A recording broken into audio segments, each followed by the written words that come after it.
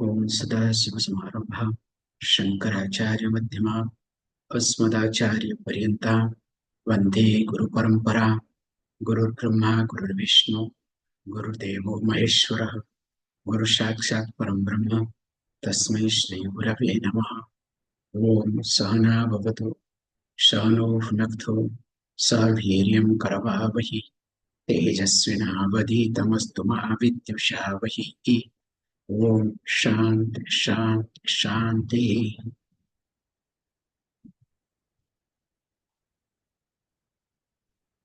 श्री गुरुं परमानंदं वंदे स्वानंद विग्रहं यस्य सन्निध्यमात्रेण चिदानंदायते तनुः।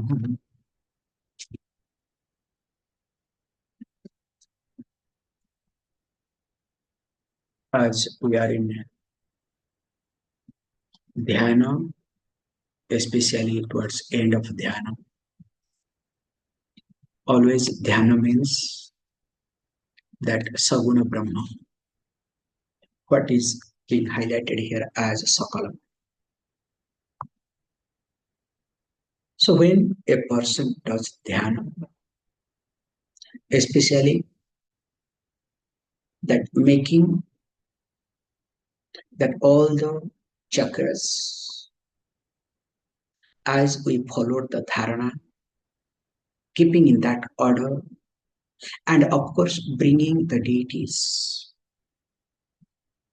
If the person starts doing dhyana, definitely the person will have or will be free from marana and bhaya. Verse number 79, I think we have seen it. So that's why marana bhaya hara yogini jnana mudra tam vedam jnanopa, and of course comes chinnavastha. In fact, when this Navaratri time, on the sixth day, when we do Skandamata Puja, so on that day also in Tantric Puja, Chinnavastha is being worshipped. Like each day, each is like including Bagalamukhi and other things. So instead of Gauri, so Bagalamukhi comes there.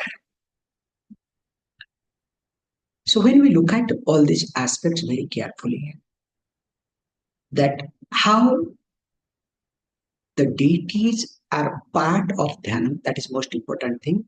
I don't want to get into too much technical aspect because as you know better, this text is meant for advanced people, or at least if you are sincere practicing. So that's why I was trying to talk many things, but slowly I discovered it is echoing back. Sometimes when you talk somewhere, there is nobody. Hello, what happens? Whatever you say, it comes back to you. So when I started realizing it is echoing back, so now I have brought down my expectation, especially on you people, okay? And when I brought down my expectation on you people, I am the happiest person now, okay? However, now question may arise. Why and how this dhyana helps? Because when you are bringing, especially Ishwara, there are yagas, rituals, fire rituals, that which is part of, or there we bring Ishwara, and here also Ishwara. Then what is the difference between this? So to arrive at point, he nicely brings this verse number 80. Aswamedha sahasrani Vajapeya satani cha ekasya dhyana yogasya Tulam narhanti sodashim.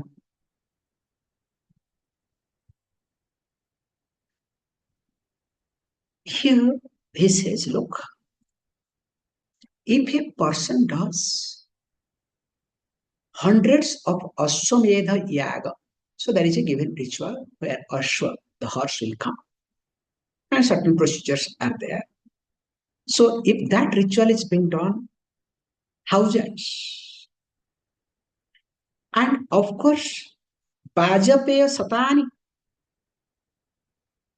even if hundreds of Bajapaya yagya. So have you ever heard this Bajapaya yagya? If you have not heard, that means you have not listened to Kathopanishad. We have talked in details in Kathopanishad. See, at least if not, you should remember, okay, our ex-prime minister, one of the ex-prime minister name. What is that name? Atal Bihari Vajpayee. So why it is called Vajpayee? Because in his family, somebody had done Vajpaya Yaga. That's why it's called Vajpayee. See, most of the surnames that is in India, especially North India, this place, is related to their ancestors, like Dwivedi. Dwivedi means the one who is proficient in two Vedas, Trivedi, Chaturvedi, three Vedas, Chaturvedas. And I have seen in Odisha, we have beautiful, because small kingdoms. The surname is called Uttara Kavata, means the one who was guarding northern gate of the palace. Dakshina Kavata, Purva Kavata, all this. So each one, okay, very nice. You should, like another one is there, Gada Nayaka, same thing also. So the one who was the captain, commander in chief of the whole effort, whole part. How? Coming back to the point. So Bajapaya, so that means this Kathopanishad has gone from the mind, okay? So Swamiji, now time has come to start again. However, coming back to the point. So hundreds of Bajapaya Yaga or thousands of Aswamedha Yaga brings whatever benefits. Remember, ekasya dhyana yajnasya tulam nahar. So once you do this meditation, you cannot compare that with this. Do you know why? Because those results is just one portion of 16 portion. If you consider this dhyana yoga is 16, so all those put together, only one portion of 16 parts. That means dhyana is most important aspect. But remember, never ever follow this yogic dhyana, so-called, I would rather say, so-called yogic dhyana. The reason is why I have seen in many ashrams. That's why this is what I have a problem. I don't encourage including in TTC Dhyanam. And most of the ashrams, so Dhyanam will be in the early morning. I have seen in one ashram, I cannot forget in my life, and that too, uh, early morning Dhyanam, people don't take bath. I have noticed also people don't change their dress. That's the horrible thing. They get up, wash their face, and come, and and it will be cold, even if it is not cold. So you can put a shawl, cover your head, and sit down. Dhyanam. Only you will hear what? Om Shan Shan Shanti. Then you shake your head, okay? I'm not telling you jokes, you should go to different ashrams. Then only you will understand. I request all of you, you must get exposed to other ashrams to understand the importance of our teaching. And not just simply go and come back. No, you should go and stay there and fully associate yourself for 1 month, 2 months, fully involved. Then only you will understand who are we. Suppose if you feel comfortable there, better stay back, okay? Which is good for us. And if you come back, you will come back as a changed person, as a different person. And if you don't come back, it's better for us, okay? I'm just announcing it openly, loudly, okay? So that I would love to have less people, no problem.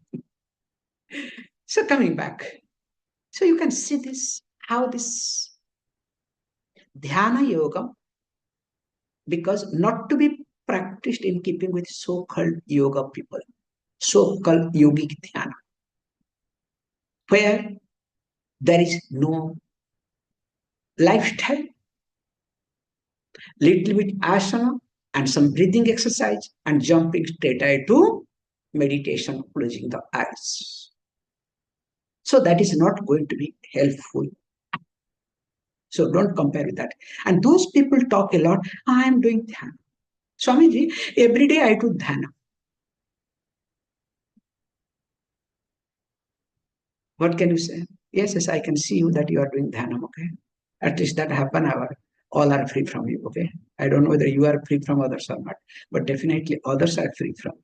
So for that sake, I really respect it. Why can't you increase from half an hour to 1 hour, 2 hours, okay? Anyway, let us not get into. Now question may arise, okay? All these things fantastic, but would like to know, so what would be the difference between this dhyanam and samadhi? Because everybody talks differently about samadhi, and as many people do not have access to samadhi, there is a big controversy. Also, I would like to say openly, please don't misunderstand. Each one of us, wherever we are being exposed in the early age, when our mind was trained up,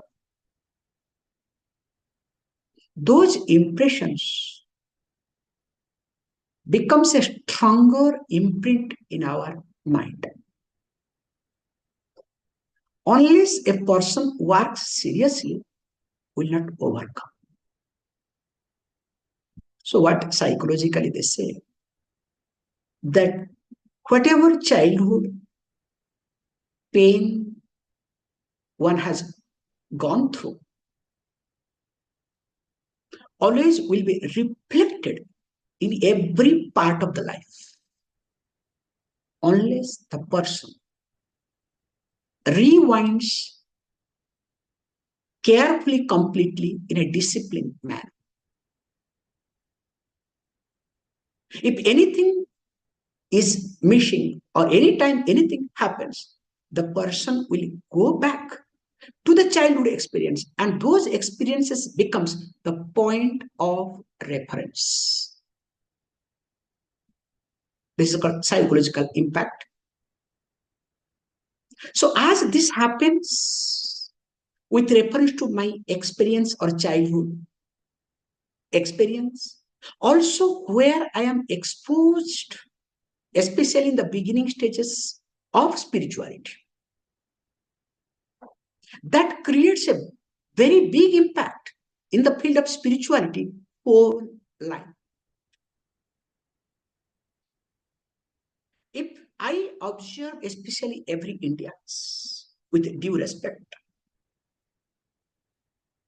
every boy would like to be dressed like, you know this, Swami Vivekananda.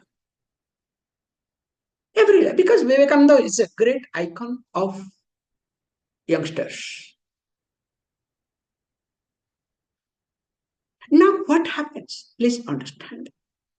I have also gone through. Now recently new trend started coming. Now children are being dressed as Adi Shankaracharya. Some trend is changing now. In our time, we never bothered about Adi Shankaracharya, only Swami Vivekananda. Now, when we are going, or suppose let us say me as child looked at Swami Vivekananda as a great icon. Now, definitely, I will start studying Swami Vivekananda literature. And while studying Swami Vivekananda literature, remember, without studying Ramakrishna Paramahansa literature, Swami Vivekananda literature is not complete. So, who happens to be his guru? Now, when I start studying Swami Ramakrishna literature, what happens? Now, Swami Ramakrishna Paramahansa message becomes a point of reference, including while studying Veda or Vedanta. Which is a disaster. Can you see this point? Because yesterday when Swami came, he was talking, okay? In fact, this is what Swami Ramakrishna Paramahansa said. And Veda also talks the same. I said, yeah, thank you.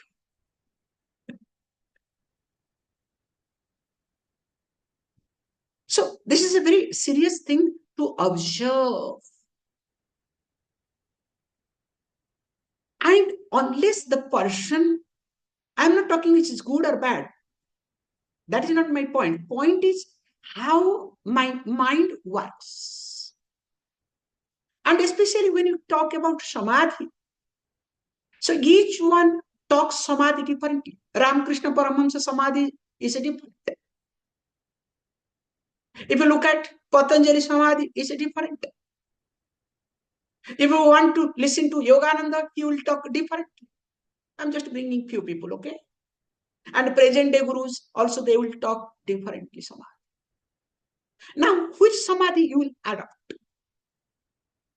Wherever you have been exposed in the beginning, or whatever is convenient for you. Is it clear? That's why the first thing we need to understand here is that wherever I have been exposed in the beginning, I need to analyze carefully. It is exactly like my childhood experience. I was helpless to go through certain things in my childhood. Did I decide? No. Did you decide to go through your childhood experiences? None of you decide. It just happened. And it was supposed to happen. Nothing wrong with it. But when it happened, what you should do? Now, as a grown-up person, what you should do? Are you supposed to hold on to your childhood experience all the time? But generally, what you do? Just be honest. Any experience you look at, do you look at from the lens of your childhood experience or not? I can be honest to myself. Let me share with you all. You all will agree with reference to food. The taste bud that we had developed in our childhood, does it continue all the time or not? If you are South India, Tarishalam, our fellows will start smiling, okay? Because the moment they hear the word Tarishalam, okay, Atruptim. Forget about seeing and eating, okay? And of course, Italians, pasta. So how, or whatever food you have developed, okay? Just example sake, okay? General. So how that childhood taste bud that you had developed always, becomes point of reference, or anything happens, he wants to come back to that. And when it happens with reference to food, what to talk of the subtle impression?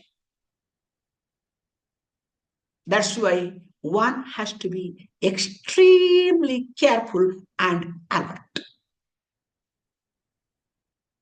And this text, demands that alertness.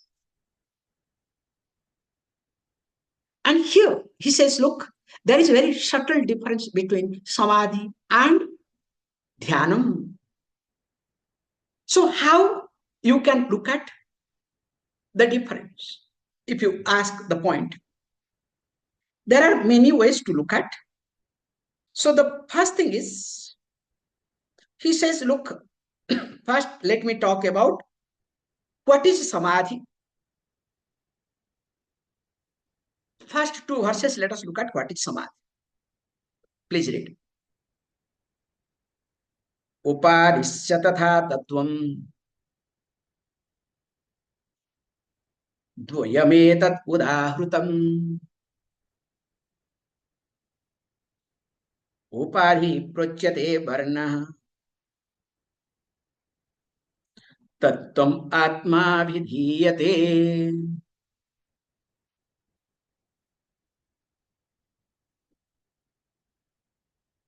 उपाधेरन्यथा ज्ञान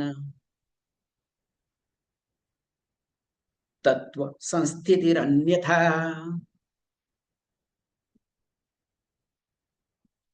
समस्तोपाधि विध्वंसी सदाभ्यासेन जायते.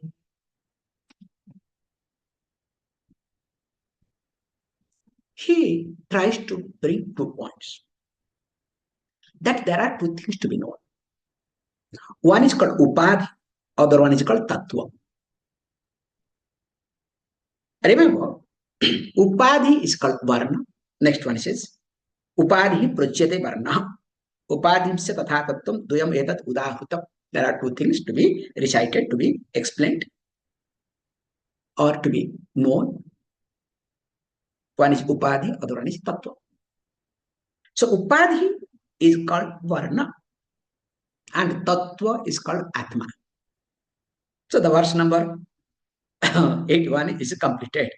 So in 1 month I can complete, okay? So whether you understand or not, but don't worry, I'll summarize. Then verse number 82 says, look, upadhe anyatha jnanam tattva sastiti anyatha. He says, look, if you try to see that very carefully, that upadhi always gives you anyatha jnanam, called viparita jnanam. We have discussed this very carefully in details in both Shiva Samhita and also Bhagavad Gita, also in our, what is that called?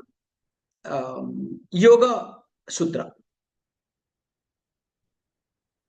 I think I have taken details regarding Upadhi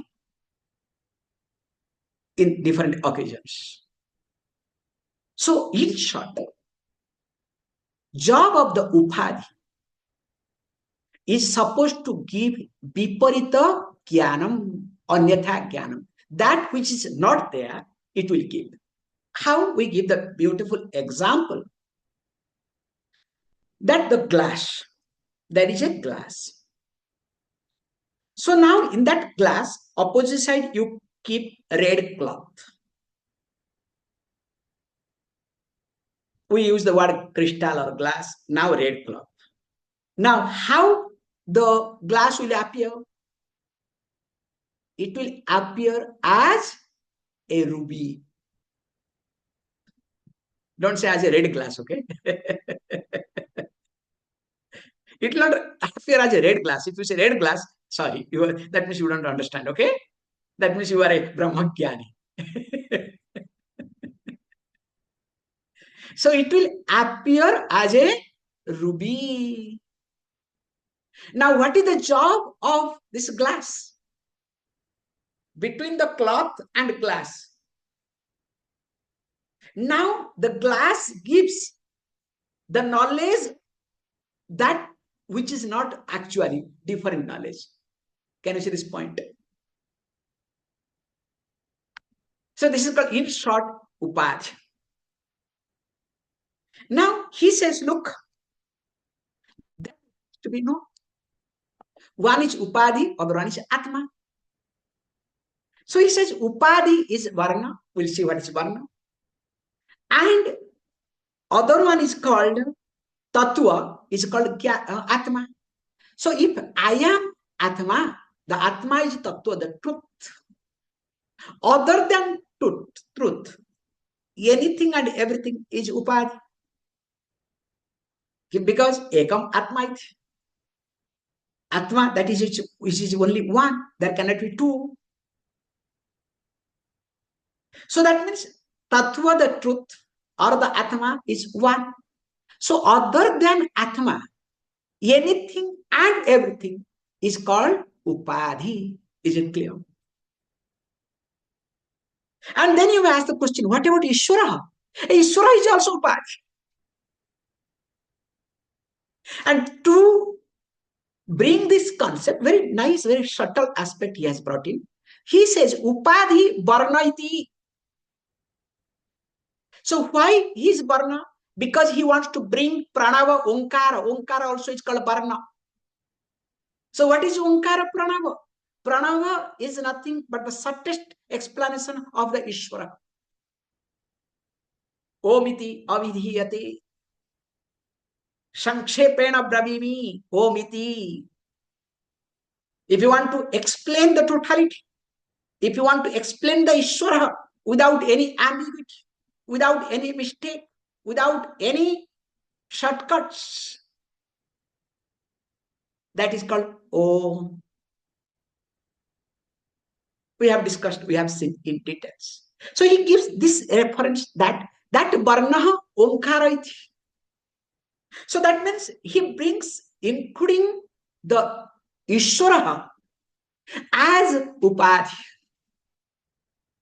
And because that is Upadhi, he says, look, that Samasta Upadhi Vidvansi Sada Bhyasena Jayate iti.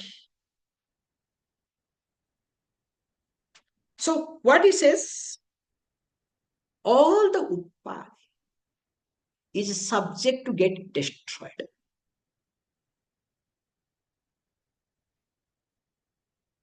Swamiji, Ishvara is going to be destroyed. So why to relate with Ishvara? You understand? I am going to destroy it. Also, Ishvara is getting destroyed. So why to relate with Ishvara? That's why, I am not. I am Brahmagyani, Atmagyani. So who is that I talking? You understand the concept? Conveniently, how you change your role, how you sit. Especially you observe yourself. When you advise someone, how you advise? Or especially when you listen to someone, better word. When you listen to someone, while listening, how you change your role conveniently. And while you're listening to someone, do you advise or not? If the person just wants you to listen to, the person never expects to advise, what you do?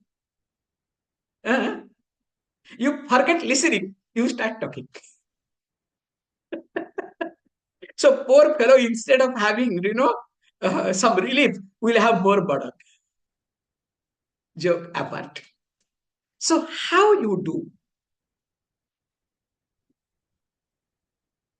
How this role shift takes place without your knowledge.